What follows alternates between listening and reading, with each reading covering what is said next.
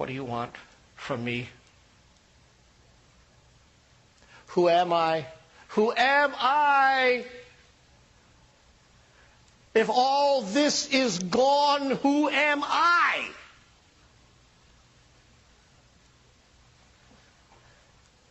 Now I'll never have the delicious feeling of my grandchildren bouncing on my knee.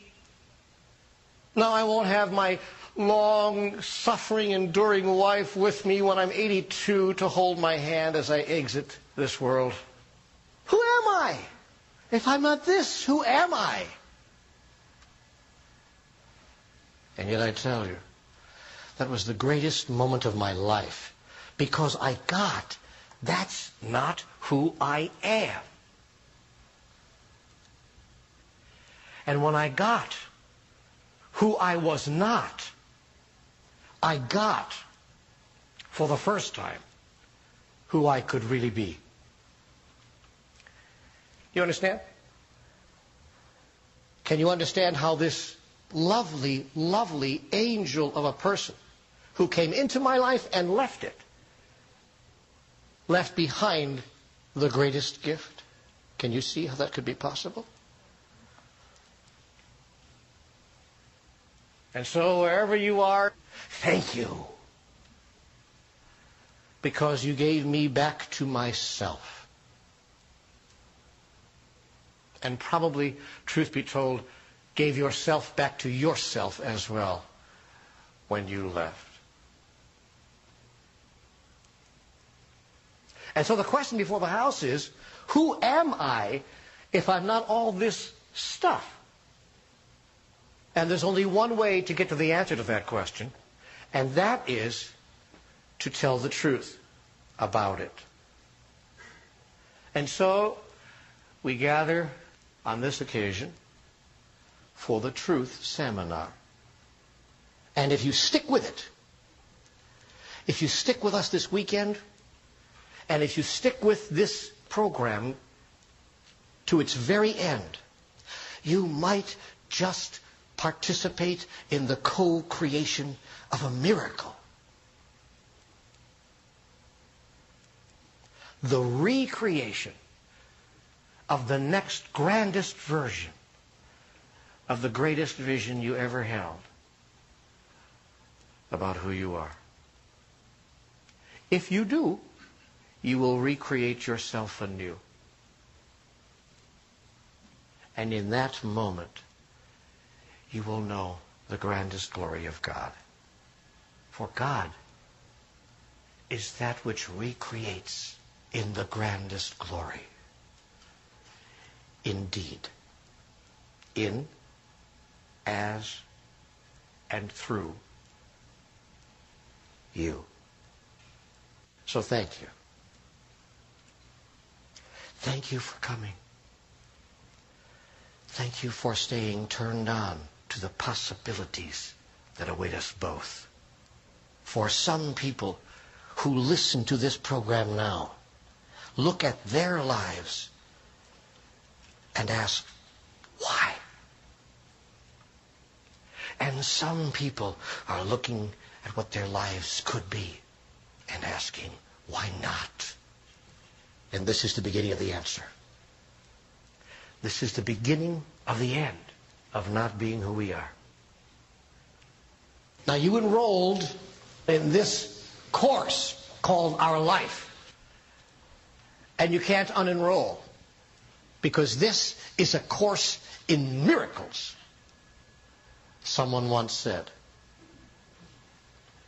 And you can't drop out of this course. Here you are.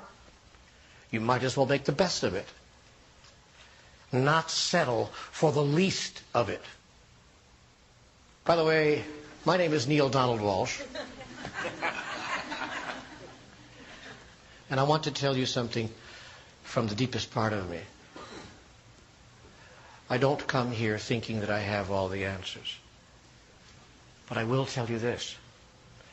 I have had an extraordinary experience in my life. An experience in which I asked the questions we all ask about life and how it works. And I was given answers. I'll share with you some of those answers, and then I will enjoy listening to some of your questions. And then I'll give you some homework as we finish this first portion of our program that I will ask you to do when our present time of sharing is over, so that we can begin our next session with you all mentally prepared and ready to take off. If I sound sometimes a bit forceful, maybe even a little bit arrogant, I truly don't mean to, but I am passionate about what I've discovered, what I've been given, and how I've seen it change the lives of other people. And from that passion I speak, and if you will indulge that in me, we will share a wonderful time together.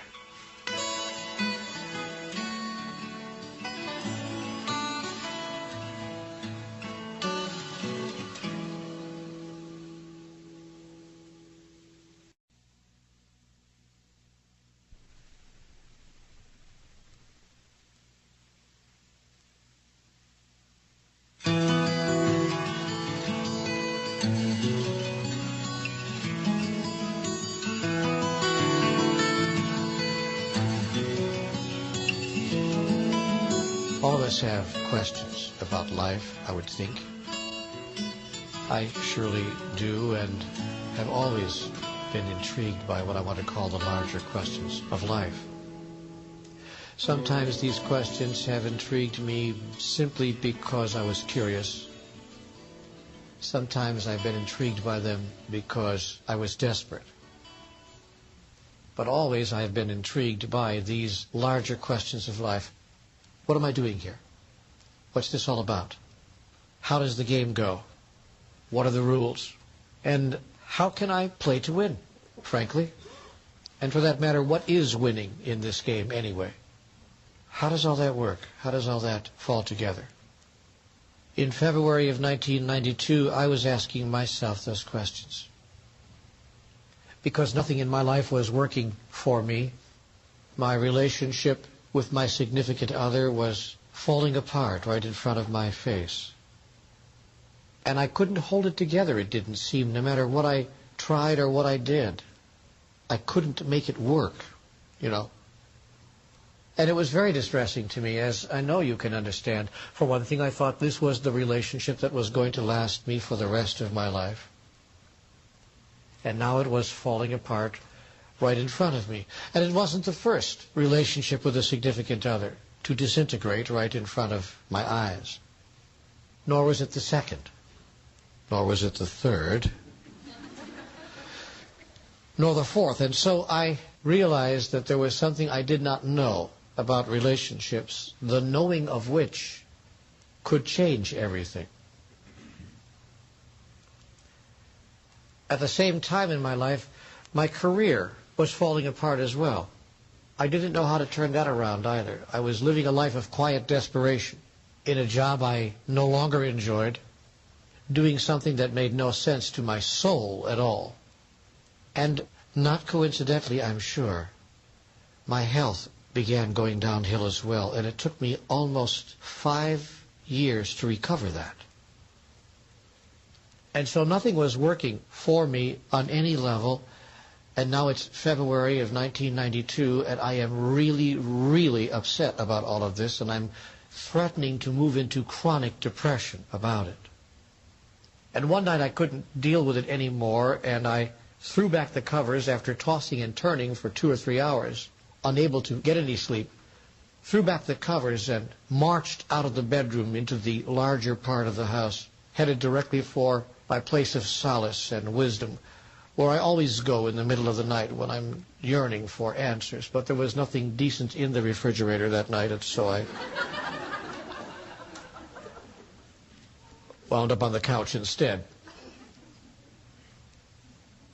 And there I sat, stewing in my own juice, as it were, furious with I don't know what, life, God, I don't know. Myself, maybe, for making such a mess of it, I don't know. But I did know that I needed answers, and I needed them right then and right there, or I didn't want to go on anymore. I didn't want to play anymore. And I saw a yellow legal pad on the coffee table in front of me, in the moonlight coming through the window over my shoulder, and I flicked on the lamp, discovered a pen lying there on the table alongside the sofa, and I thought, well, whatever, I'll write out some of my frustration. So I began writing a letter to no one in particular, an angry letter to God, if you will. Now, I don't know how it is with you when you're angry, but when I'm angry, I write really big, you know. So there I am writing. What does it take? Turning the page. To make life work. And what have I done to deserve a life of such continuing struggle? And what are the rules here? Somebody tell me the rules. I'll play. Just tell me the rules. Honest to God, I'll play. Just tell me how it goes. And after you tell me the rules, don't change them. And I wrote like that for 15 or 20 minutes, and then I put the pen down. I kind of got it all out, you know. It's 4:30 in the morning, trying to do this quietly. But as I put the pen down, or really I should say attempted to, I noticed that the pen would not leave my hand. And I found myself bringing the pen back to the tablet. And that's when I heard a wonderful, voiceless voice that said to me, Neale, do you really want answers to all of these questions? Or are you just venting? And I said, well, you know, I am venting, but if you have answers, I'd sure as hell like to know what they are.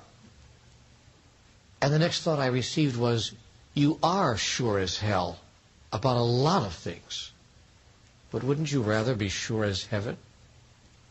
And I'm thinking, now what is that supposed to mean? But then I was given the answers to the questions I asked. And to other questions I hadn't even dreamed of asking. And the answers came to me with such fullness, and I want to almost say with such elegance, that I felt compelled to write them down. I wanted to save them, you see, for my later review. And so I filled up my yellow legal pad, and I watched what I was writing, and it brought up other questions for me. I found myself actually arguing with, you know, in some cases, the material, or asking further questions. How can that be? I don't understand. What do you mean? And so I was given explanatory information and more detail, and questions came from that, and answers came to those questions, and so on and so forth, until I realized that I had been writing this way on the tablet for almost 3.5 hours, and I was conducting an actual dialogue on paper with some unseen source, some force, some place of wisdom that I later chose to call God. And that has produced 3 extraordinary books, which have come to be called the Conversations with God trilogy. Now, I never intended to write a book, and I want to tell you that. I was having a private experience between me and my yellow legal pad, and I never even imagined that it would one day become a book. Oh, I was told in the dialogue, this will one day become a book, but like some other things in the dialogue, I didn't right off the top believe that. In fact, my first reaction was, oh, sure, you and 100 other people are going to send your middle-of-the-night mental meanderings to a publisher who's going to say, thank you, we'll publish this at once. But in fact, that's essentially what happened.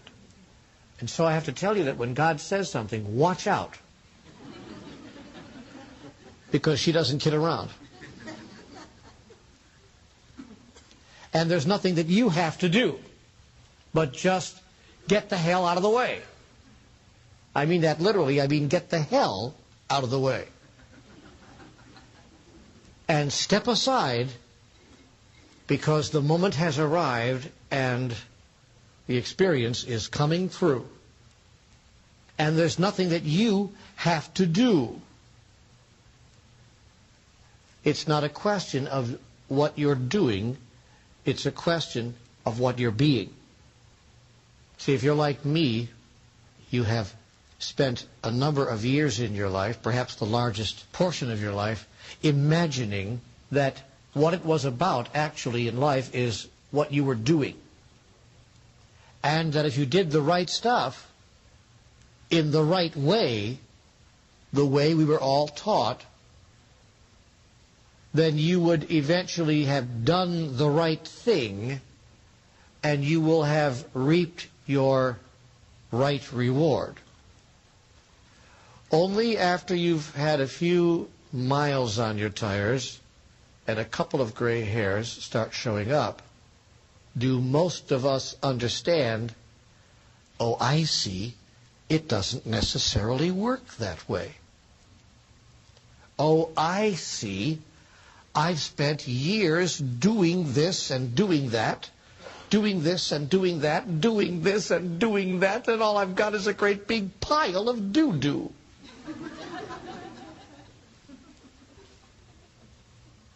Oh, I get it. You can't get from where you are to where you want to be on the path of doing this. Oh, I see. And that's rule number 1 that I asked for. Somebody tell me the rules of the game. I'll play. Just tell me the rules. Rule number 1. You can't get there by something that you're doing. You can't get there through doingness.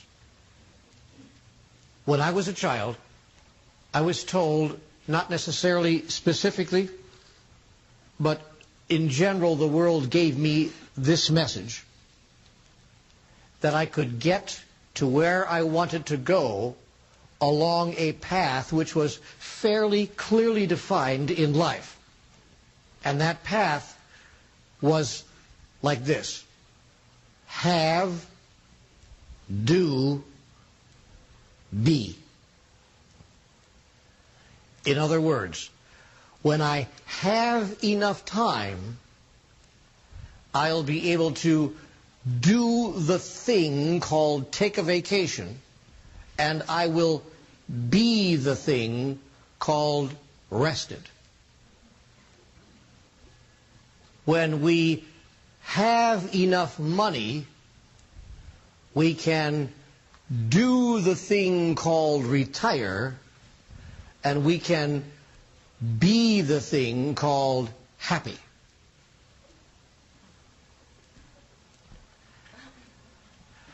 When I have enough love, I can do the thing called sex, and I can be the thing called tired. Satisfied. I'm sorry.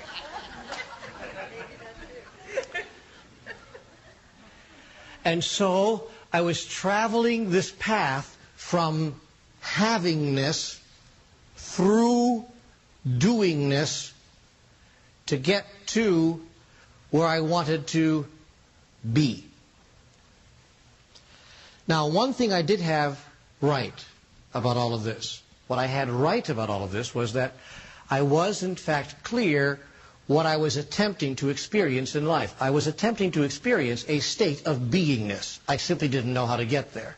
But I was clear what I was up to. All of us are, whether we know it or not. As a matter of fact, even if you don't know it, I will tell you this: every choice and decision you make, every action you undertake, everything that you think, say, and do, you think, say, and do, whether you do it consciously or not, as an attempt to get to a place of beingness. Every single choice you make,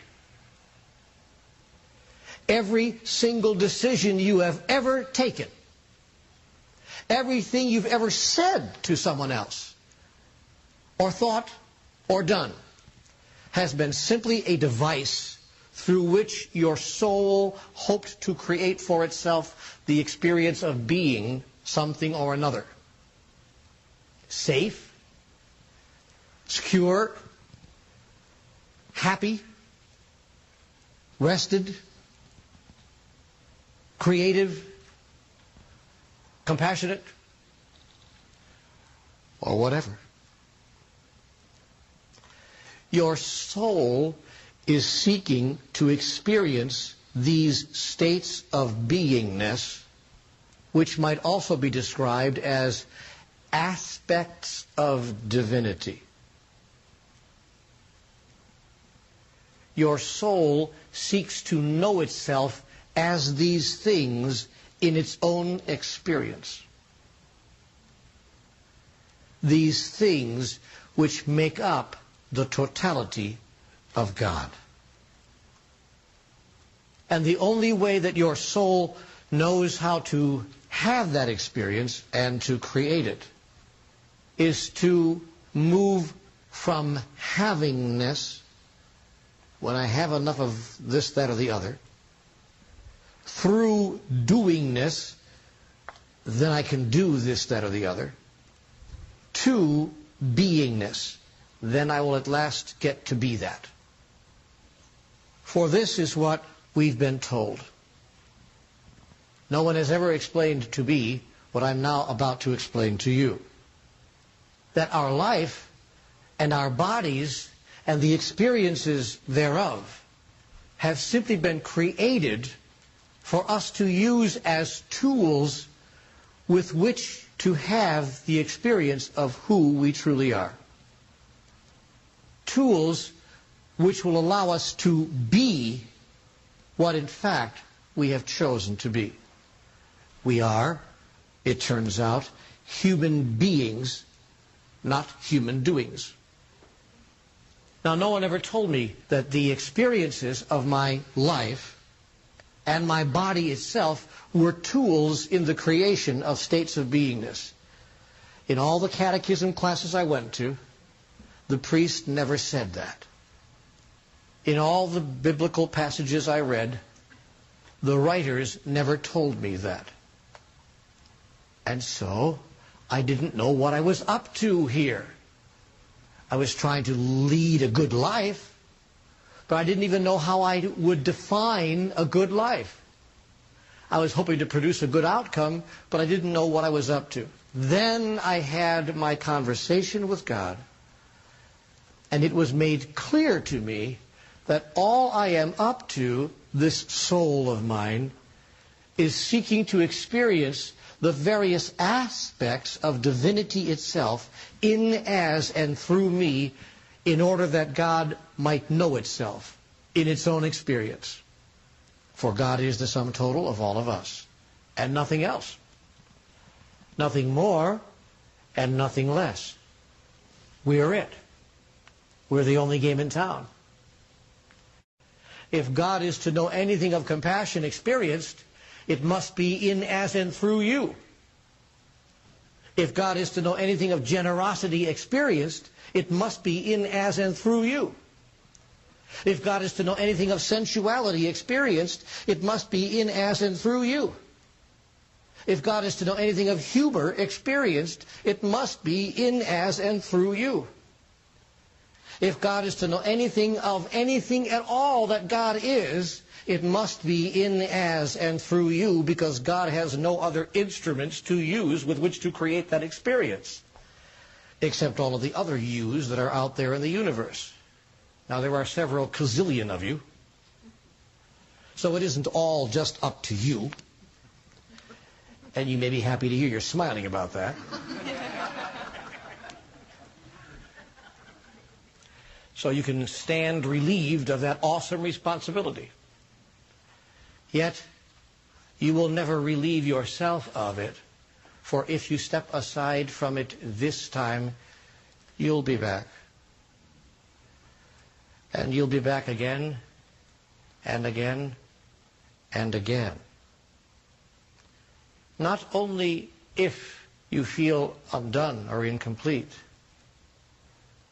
but sometimes for the pure joy of it, for the pure wonder and the glory of experiencing yourself in the next grandest version of the greatest vision you ever held about who you are. In this, God knows God. And God knows. That's wonderful. However, the path to beingness is not through doingness from havingness. If it's from havingness, as in when I have enough time, I will do the thing called take a vacation and be the thing called rested. If we're coming from havingness, we're coming from the wrong place. Wrong being defined as that which does not get you where you say you want to go. Not to be confused with a value system called right and wrong, but simply to be defined as that which does not serve you in producing the outcome you would choose. So God said, now, supposing we turned it around. Supposing we took this paradigm you've got set up called have, do, be, and turned it around. Now we've got be, do, have. Now we start from the place we say we want to go. We start by being what we thought we had to do all that stuff to get to be. We start being it right now. We select a state of beingness quite arbitrarily, and we simply be that. And nothing exterior to ourselves is required. It's an arbitrary choice, an arbitrary decision, and an arbitrary undertaking. We simply do it. We be that. As in, I am happy. See, now I know you thought that my happiness depended on something that you were being, doing, or having, but in fact it does not. I am happy regardless of what you're being, doing, or having. Now here's what occurs when you come from the place rather than try to get to the place of beingness for which your soul yearns. When you come from that place, you are already there. Now you also get into doingness. Your body doesn't drop the experience of doing this. You don't suddenly sit there on a mountaintop, oming 24 hours a day. Well, maybe you do. But in general, your body will continue its doingness activities. But since you're already being what you're being, because you've chosen to be that, your doingness will now flow from the beingness rather than be used as a tool to get to beingness. Following this? And when your doingness flows from your beingness, you'll automatically only do those things that a person who is beingness would do. And you will slough off all behaviors that have nothing to do with what you're being. The beauty of this is, and the miracle of this is, that when you start doing only those things that a person who is being that stuff would do, and when you stop doing everything that a person who is being that would not do, you suddenly start automatically having everything that a person who is being and doing those things would have. Having this just comes to you. Seek ye first the kingdom of heaven, and all else will be added unto you. And you will have stuff in your life you never dreamed of having or thought you could have. For all your struggling through doing this to get to beingness, it will fall out of the sky. Now, of course, the question is, how can I get into a state of beingness if I'm not already there? I mean, really, Neale, let's be honest. How can I be abundant if I'm not abundant? How can I be happy if I'm not experiencing myself as happy? I mean, I can't lie to myself, and that's true. You cannot lie to yourself, although many of you have tried many, many times. And so have I. But you can't fool Mother Nature. And you can't fool yourself. So you can't, you're quite right if you have assessed that you can't get to this place of beingness if you already know intellectually that you're not there. It's like, wait a minute, I can't be happy because I'm not happy.